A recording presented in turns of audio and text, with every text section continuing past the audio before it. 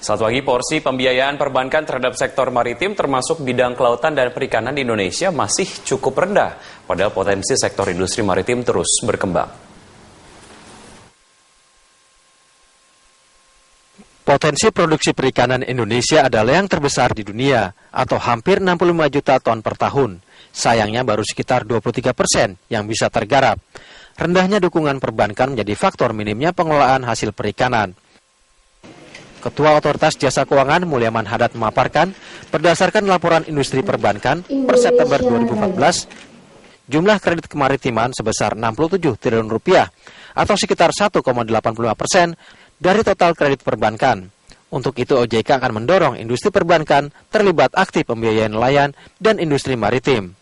Produk asuransinya ya mungkin harus mikro ya, karena kalau itu tujuannya untuk nelayan ya harus yang mikro ya.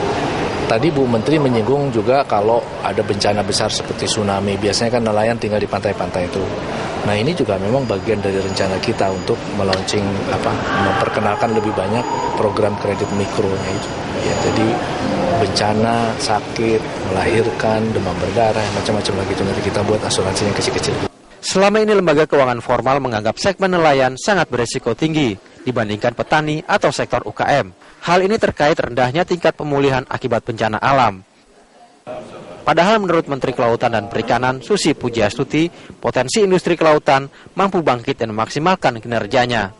Banyak usaha kelompok kecil-kecil yang punya kredit-kredit, mereka kesulitan. Padahal mereka tidak dapat trip karena bencana nasional dan bencana non-nasional. But anyway, itu hanya sekedar untuk ke depan. Mungkin asuransi harus dengan asuransi bencana juga diperhitungkan di dalam support financing untuk keuangan.